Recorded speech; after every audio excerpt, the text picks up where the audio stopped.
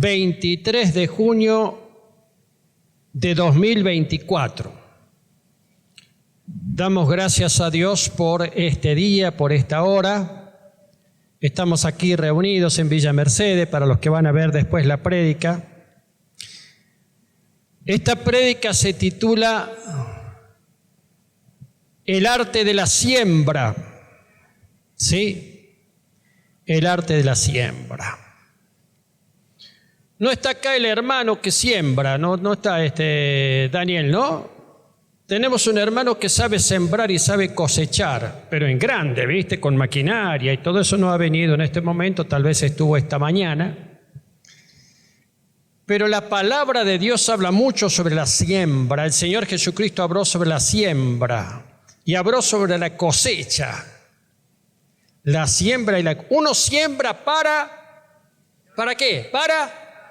Para cosechar, sí, querido. Nadie dice, y voy a sembrar un poco porque no tengo nada que hacer. A mí me entretiene sembrar. ¿Viste? La gente del campo dice, vos has trabajado en el campo. Sí, es lindo sembrar. No, voy a cosechar. No, a mí me interesa sembrar, no cosechar. No creo que haya nadie que piense de esa manera. La siembra es un acto de fe. Yo siembro una semilla y por fe yo voy a recoger espigas. Uno de mis versículos favoritos, o como dice mi esposa, tal vez mi versículo favorito de la Biblia, está en el Salmo 126, que dice, irá andando y llorando el que lleva la preciosa semilla, mas volverá a venir con regocijo trayendo sus gavillas. Por ahí se siembra con lágrimas, pero se cosecha con regocijo. Qué bueno que es el tiempo de la siega, de la cosecha, pero es muy bueno también el tiempo de la siembra. Dice esa famosa parábola del Señor Jesucristo, yo la voy a leer en el libro de Lucas. Juntándose una gran multitud, y los que de cada ciudad venían a él, les dijo esta parábola. Era el tiempo de la popularidad del Señor Jesucristo. El ministerio de Jesús, según dicen, y está bien, los estudiosos, tuvo distintas etapas. Tuvo una etapa de gran popularidad y después lo empezaron a perseguir mucho. Este es el tiempo de la gran popularidad, se juntaban multitudes de gente. Entonces se juntó la gente y él les dijo esta parábola. El sembrador salió a sembrar su semilla y mientras sembraba, una parte cayó junto al camino y fue pisoteada y las aves del cielo la comieron. Otra parte cayó sobre la piedra y nacida se secó porque no tenía humedad. Otra parte cayó entre espinos y los espinos que nacieron juntamente con ella la ahogaron. Y otra parte cayó en buena tierra y nació y llevó fruto a 100 por uno.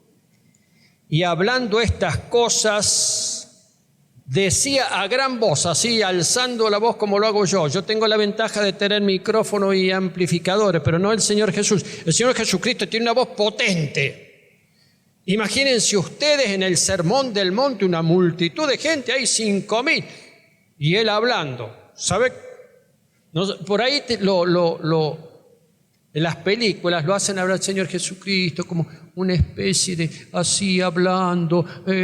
Sí, lo haría cuando estaba conversando con algunos, pero cuando tenía que predicar, madre mía, qué voz potente que tenía.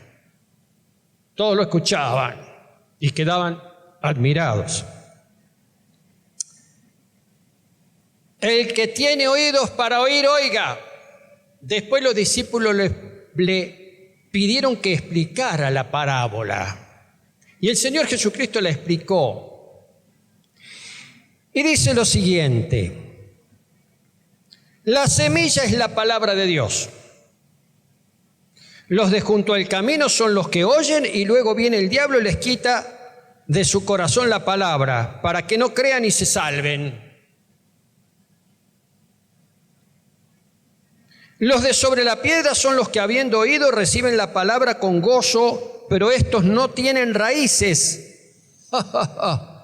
superficialidad, religiosidad, no tienen raíces.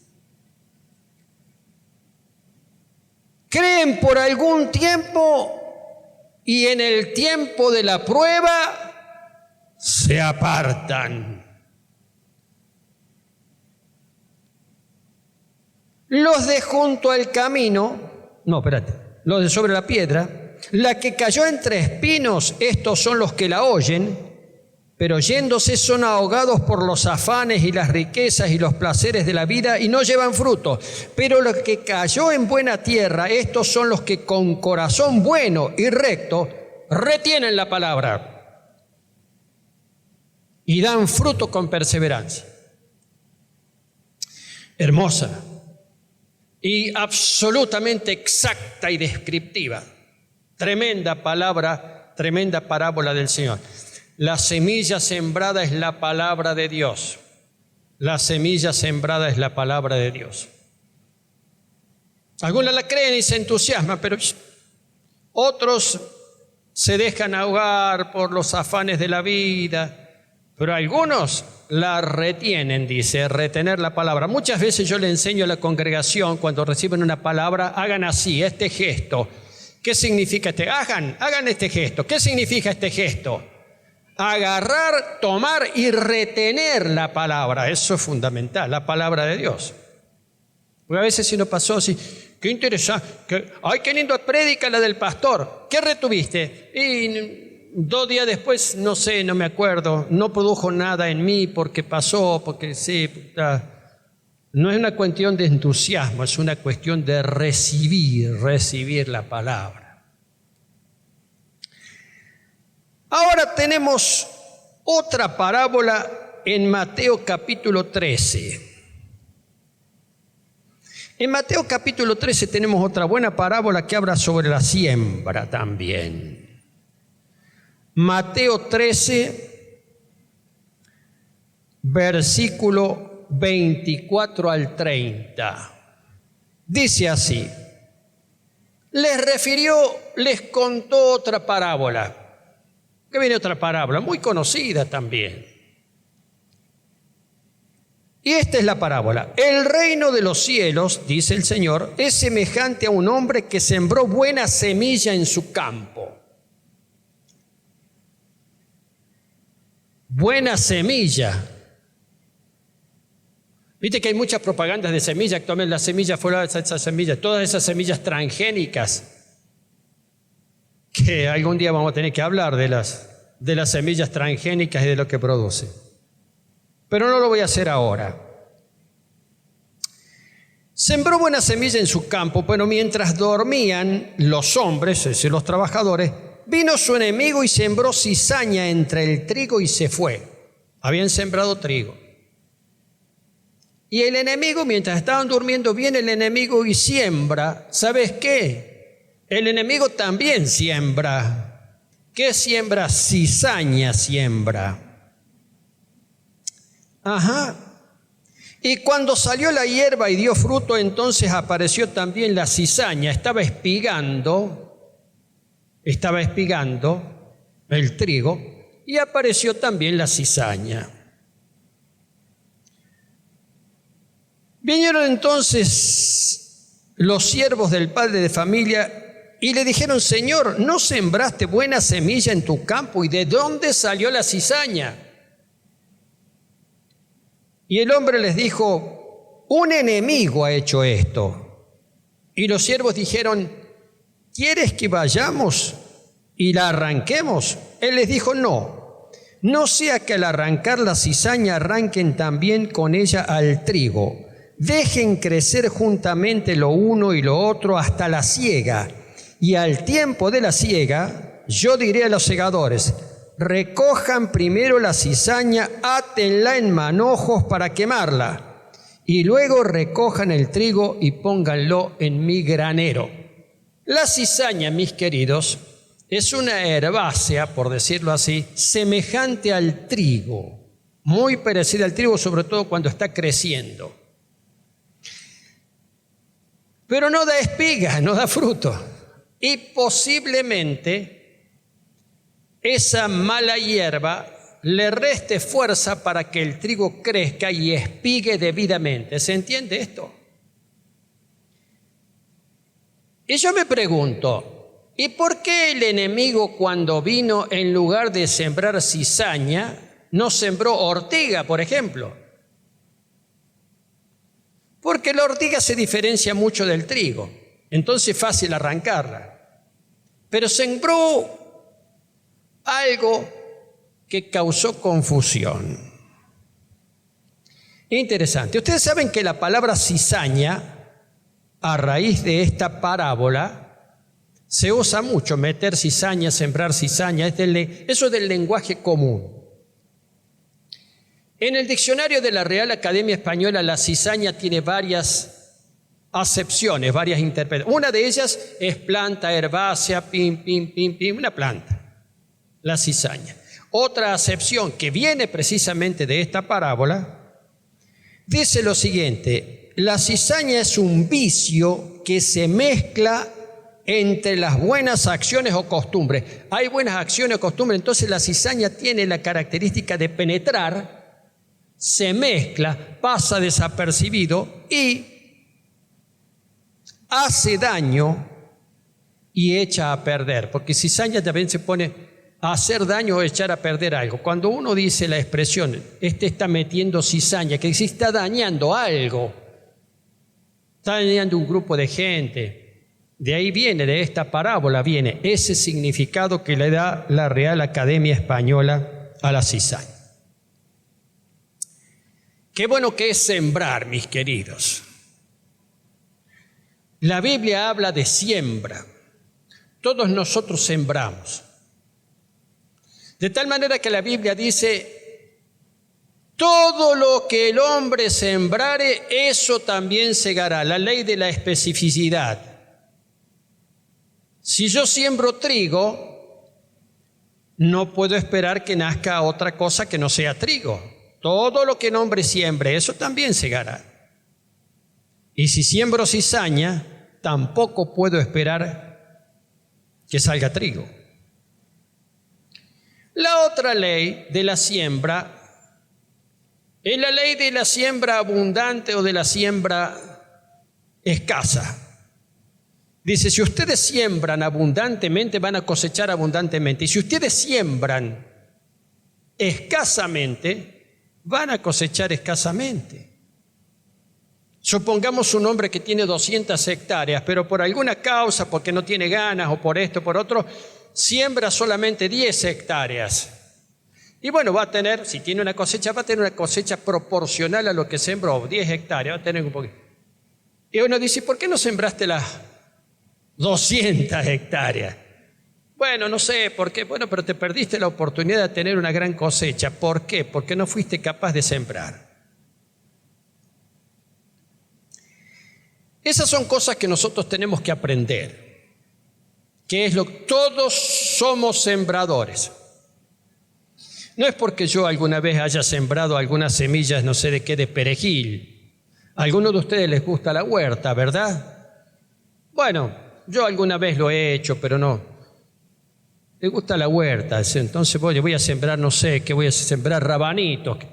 Se han puesto de moda los rabanitos. Dice que tienen muy buenas propiedades. Lo que sea, acelga, lo que sea. Y queremos que eso produzca. Pero no solamente la siembra se refiere a eso, sino la siembra son las acciones que nosotros hacemos sobre otros, particularmente sobre los hijos. Sobre los hijos, las cosas que decimos y las cosas que hacemos, y vamos sembrando en los hijos ¿qué? No lo sé. En teoría sembramos cosas buenas. ¿Ustedes han escuchado alguna vez quejarse a una persona grande que vive sola que sus hijos no la visitan, ni sus nietos menos? ¿Alguna vez han escuchado esa queja? Y bueno, no es para cargarle las tintas a esa persona que es anciana. ¿Y qué sembraste vos? ¿Qué sembraste en tus hijos? ¿Qué sembraste en tus nietos? Te aseguro que si vos sembraste cosas buenas y sembraste bendición, ellos van a querer estar con vos.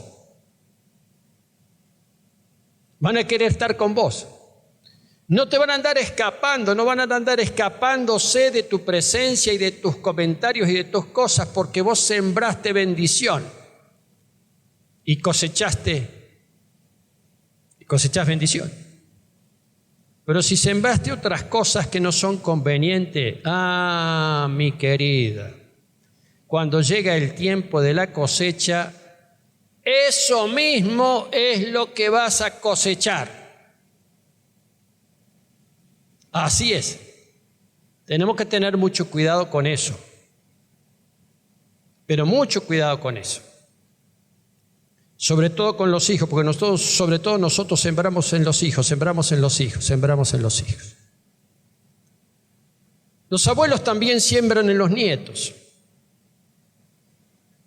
Una de mis abuelas era brava para sembrar. Y alguno de sus nietos, que no era yo, porque yo estaba a 450 kilómetros de distancia, pero las nietas que las tenía cerca trataban de esquivarla porque la abuela siempre tenía algún comentario de esos, ¿viste? Medios urticantes, una mezcla de pimienta con ortiga, y hablaba y decía...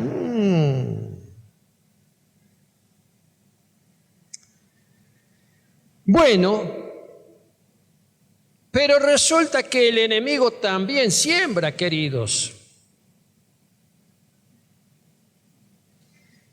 Si uno siembra, si Dios siembra y nosotros sembramos para producir, el enemigo siembra para destruir. Y esa cizaña que había sembrado, o esa cizaña en la parábola del Señor, la cizaña significa precisamente esa siembra maligna.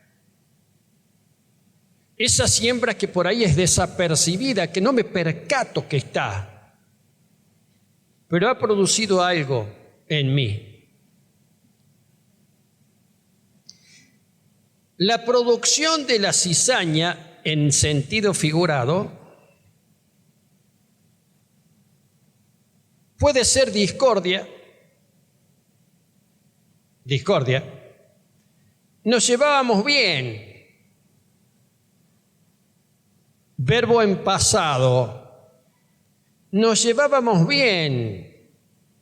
Pero entró una semilla de discordia. Entonces ya no nos podemos poner tanto de acuerdo. Ya en realidad la cizaña produce también desconfianza. Desconfianza. La desconfianza es muy negativa, muy destructiva es la desconfianza. ¿Andarán dos juntos si no se ponen de acuerdo? Dice el Señor Jesucristo. ¿Podrán andar dos juntos si se tienen desconfianza? Si, no sé. ¿Será posible eso? Difícil. La cizaña siembra ofensa. Ofensa. Una de las cuestiones más destructivas que tenemos en las congregaciones es el problema de la ofensa. Hay un libro, hermoso libro, evangélico, que se titula La trampa de Satanás. Tal vez alguno de ustedes lo ha leído. ¿De qué habla este libro? De las ofensas. De las ofensas. ¡Ay de las ofensas! De esa cizaña del enemigo. Cuando yo me ofendo por algo que me hicieron,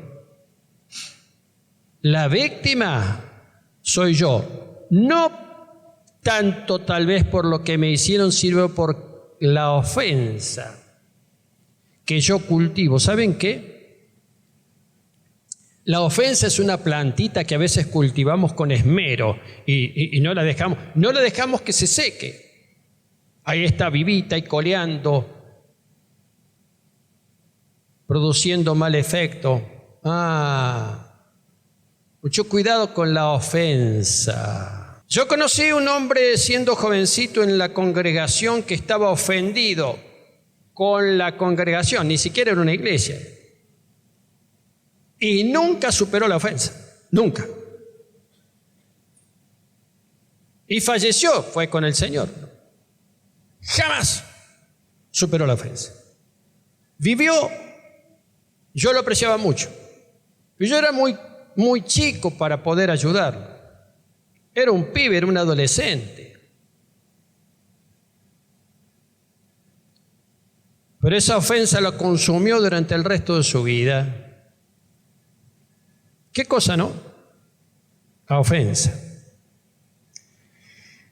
Esa cizaña produce discordia, produce desconfianza, produce ofensa, y esas tres cuestiones combinadas producen decaimiento. Decaimiento. ¿Qué tipo de decaimiento? No es que se le baja la tensión arterial, produce decaimiento espiritual. ¿Qué es el decaimiento espiritual? Y ya no sé, y me encierro. Y creo que encerrándome me voy a defender. No, encerrándote, el enemigo te tiene atrapado. Y mientras más te cerrás, más atrapado estás. Y argumentás, sí, porque pasa, que sí, que ocurre. Y peor es. El decaimiento produce parálisis. ¿Qué sirve parálisis? Es que ya no me muevo, ya no hago cosas, ya no estoy, ya no participo, ya. Tum. Y si el proceso sigue, lo dice el apóstol Pablo en otra parte, en una de sus cartas, si ese proceso que comienza con la discordia, con la desconfianza, con la ofensa, hay decaimiento espiritual, hay parálisis, ya no, finalmente desemboca en la... ¿Cómo, pastor? Sí, la amargura ya está. En la muerte.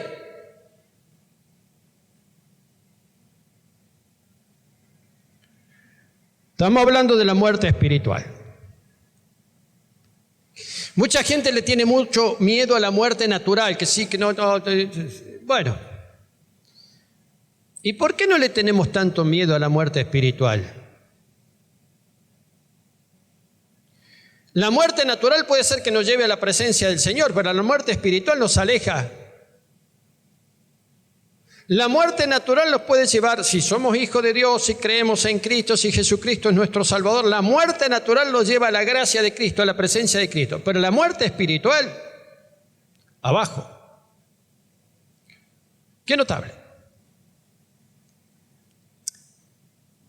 El enemigo siembra, acordate de esto, el enemigo siembra. Y esa cizaña que siembra tiende a producir la muerte, tiende a producir la discordia, la desconfianza, mejor dicho, no tiende, produce discordia, desconfianza, ofensa, decaimiento, parálisis. A veces sucede en la congregación, donde se produce ese fenómeno que el enemigo actúa de esa manera y todo se va deteriorando. Vos ves iglesias y este se fue ofendido y uno se fue por acá y el otro se fue por allá. Y no hay inteligencia para decir, pero ¿cómo vamos a caer en esa trampa? Porque inclusive te nubla el entendimiento. La cizaña te nubla el entendimiento. Hace que razones de manera equivocada. Hace que razones, tu razonamiento y tus acciones están impulsadas por el dolor, por la ofensa, por la desconfianza. Cuando eso pasa en el seno de la familia, Chao familia. Cuando eso pasa en el seno de matrimonio, chao matrimonio. Cuando eso pasa en el seno de una iglesia, chao iglesia. Cuando eso pasa en otro lado, qué sé yo, en una empresa, se viene abajo. El sembrador salió a sembrar la buena semilla. Y sembró y esperó y oró y está ahí y la cuidó. Y viene el enemigo y siembra la cizaña en una noche. ¡Qué problema! Nosotros que pensábamos que íbamos a tener una buena cosecha, resulta que ahora tenemos que tomarnos el trabajo de empezar a retirar la cizaña sembrada, y es mucho más trabajo que la siembra. Es mucho más trabajo que la siembra.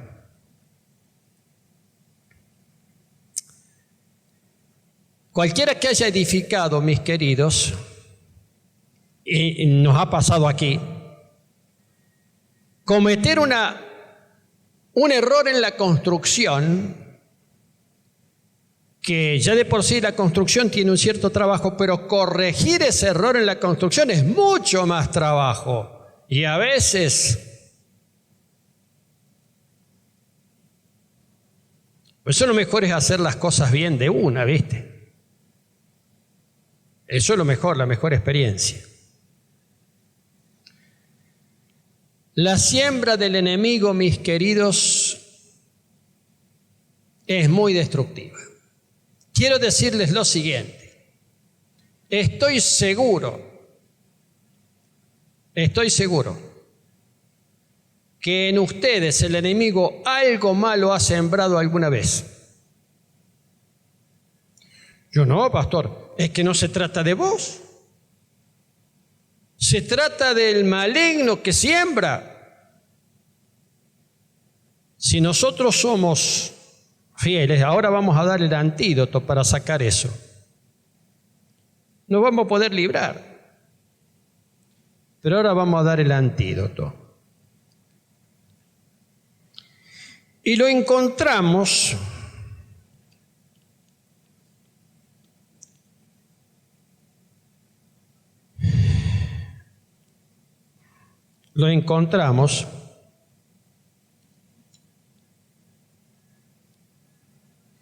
en Primera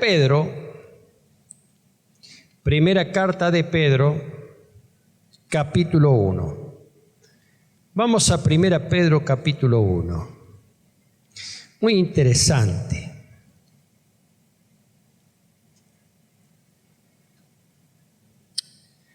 Versículo 5.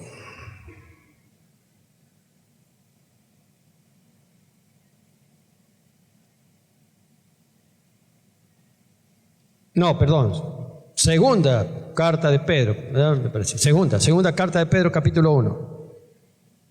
Versículo 5. Habla Pedro acerca de que nosotros participamos de la naturaleza de Dios. De las cosas santas de Dios, nosotros somos partícipes de eso. Y después dice en el capítulo 5, dice, ustedes también, poniendo toda diligencia en esto mismo, por esto mismo, añadan a vuestra fe virtud, a la virtud conocimiento, al conocimiento dominio propio, al dominio propio paciencia, a la paciencia piedad, a la piedad afecto fraternal y al afecto fraternal amor. Y va dando una escala de cosas. Y les está diciendo, ustedes son gente de fe.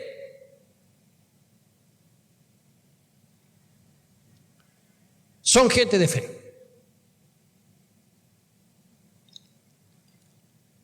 Si alguno no tiene fe en el Señor Jesucristo, entregue su vida a Él y tenga fe en el Señor Jesucristo. Pero nosotros somos gente de fe y actuamos conforme a la fe en el Señor Jesucristo.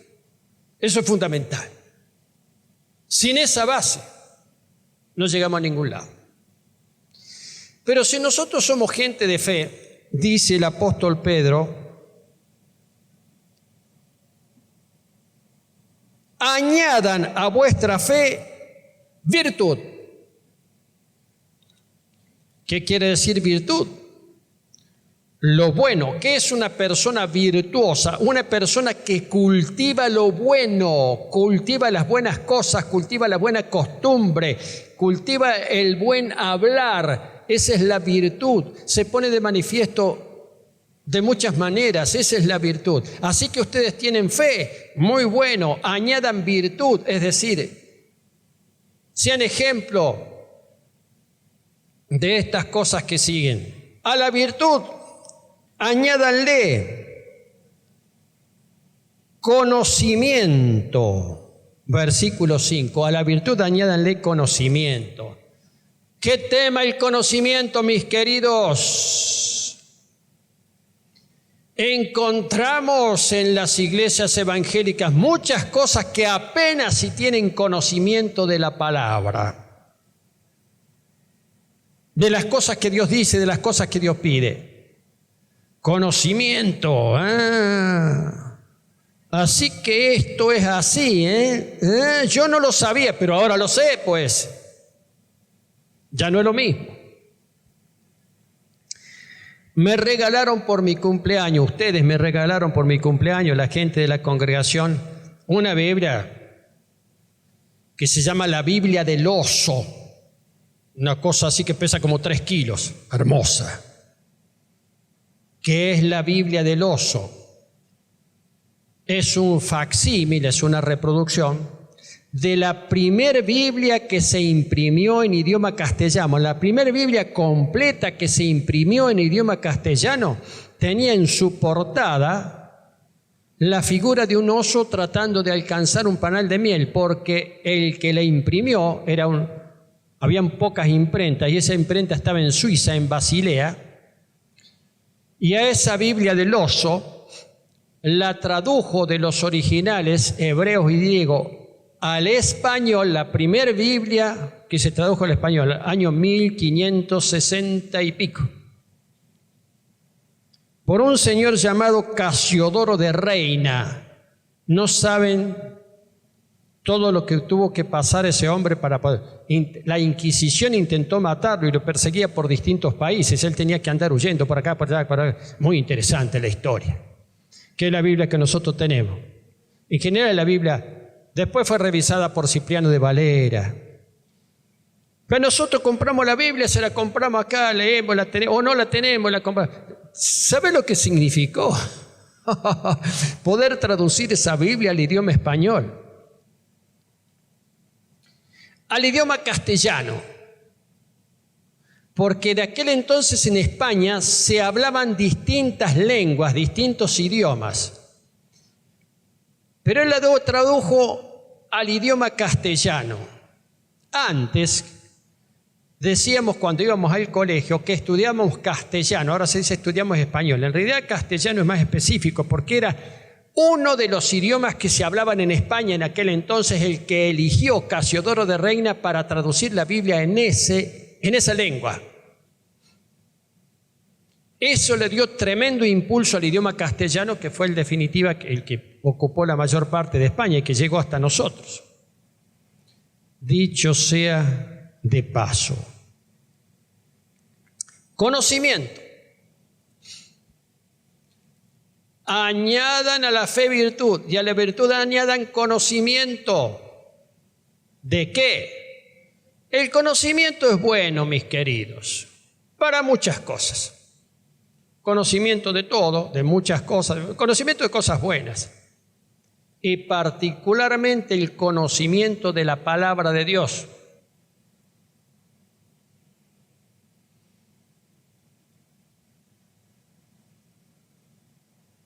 Cuando yo empecé a ir a la iglesia, nunca había leído la Biblia, me regalaron una Biblia y la empecé a leer.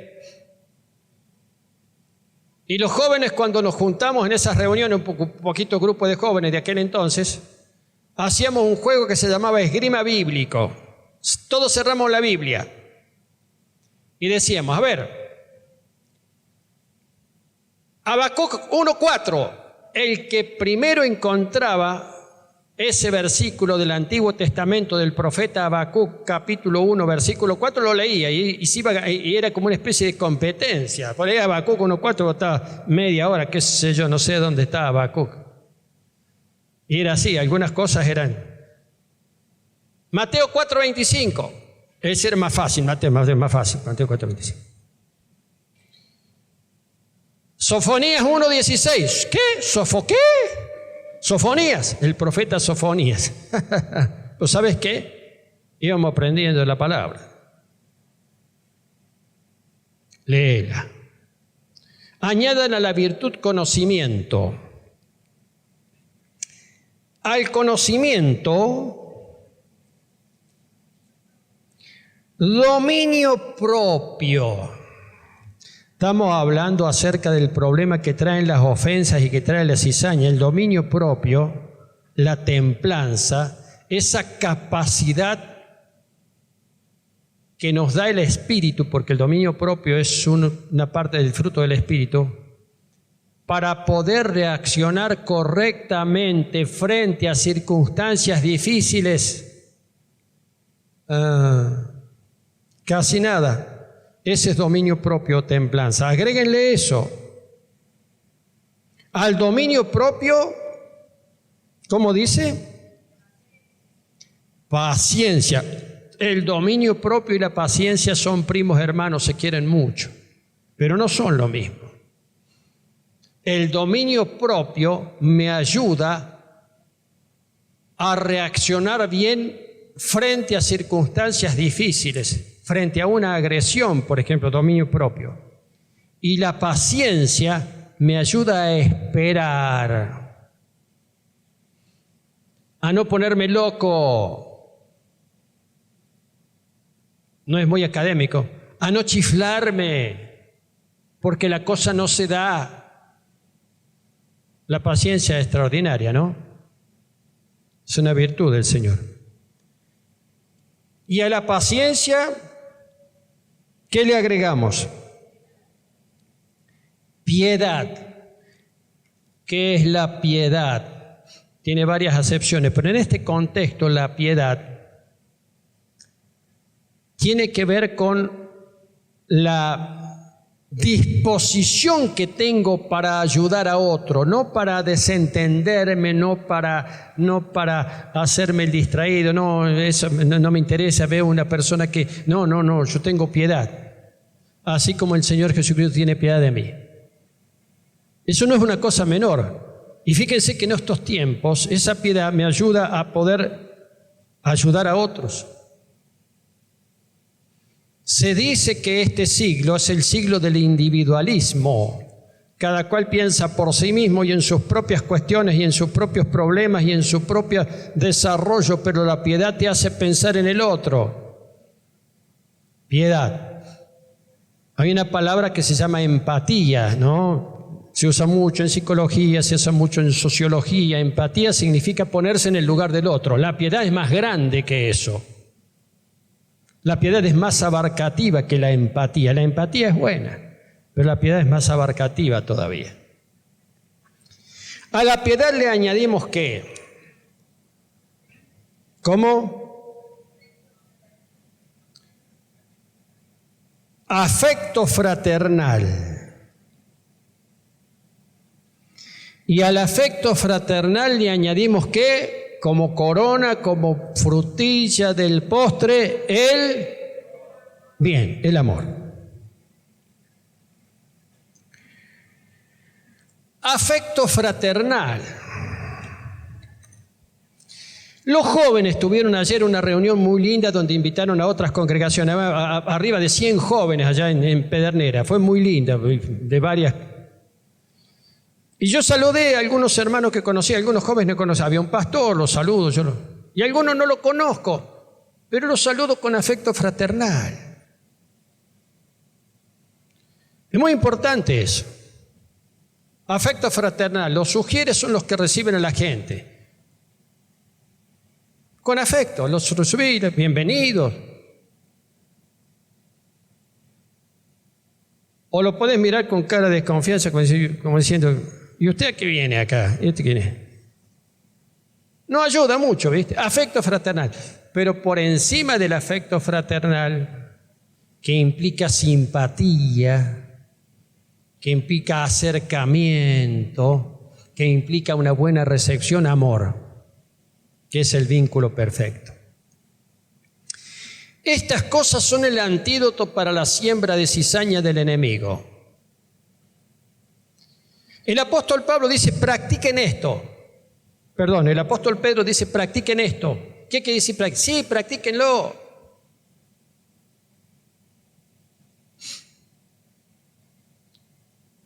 Y eso va a ser un antídoto contra la siembra de Satanás que produce discordia, desconfianza, ofensa, decaimiento, parálisis y muerte.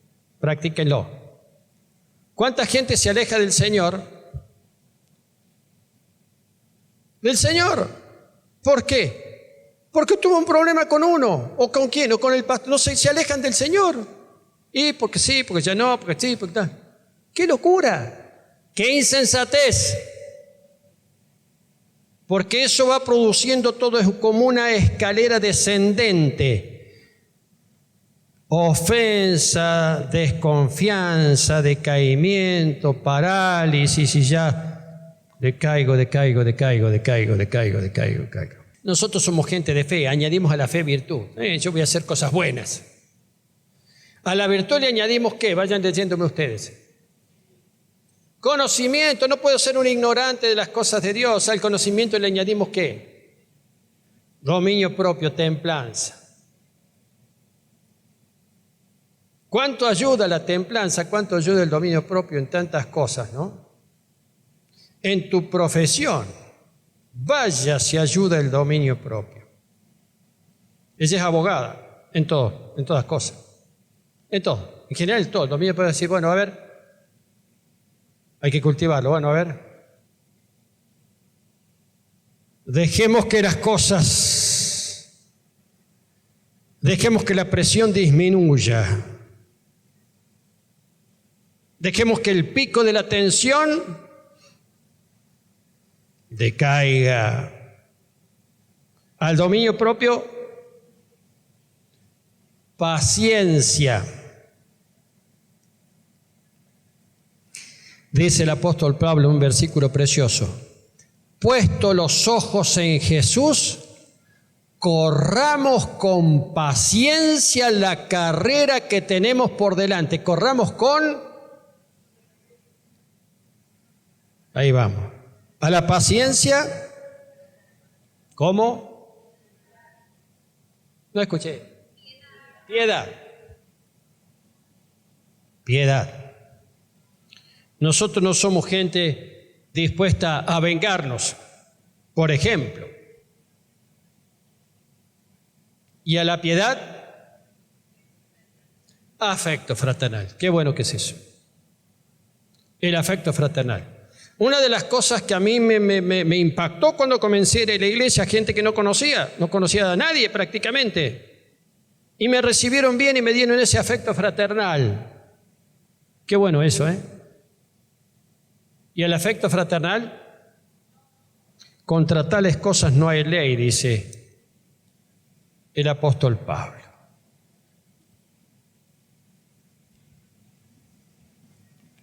Quiero que entendamos, querido, que el enemigo es sembrador.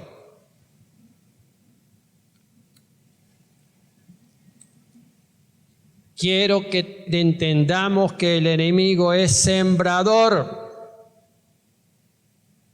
Te siembra. Te sopla en la oreja. Por ahí usa a algún otro para sembrarte alguna cizaña, alguna cuestión, algo que te descoloque, te desubica, que estaba más o menos tranquilo, sí, más o menos, hasta que vino este o esta y me dijo 3 o 4 cosas y ya me desestabilicé y ya pensé que lo tenía arreglado al asunto, pero veo que no. Porque a veces el enemigo, voy a decir así, ¿ustedes saben que Dios quiere que nosotros seamos sus colaboradores?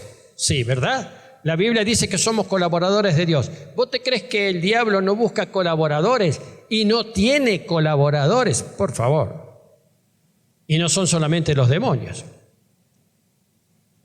Yo no quiero ser colaborador de Satanás.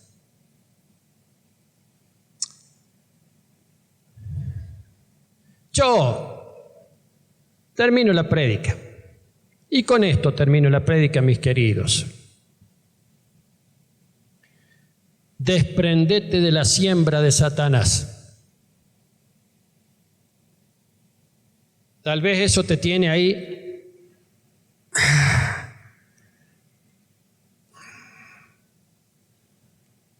Desprendete de la siembra de Satanás. Si nosotros los creyentes tenemos la sabiduría y a veces la valentía para desprendernos de la siembra de Satanás, entonces se produce una sanidad, se produce una restauración del alma, de la fe. Pero tenemos que empezar por desprendernos de esa siembra. Amén.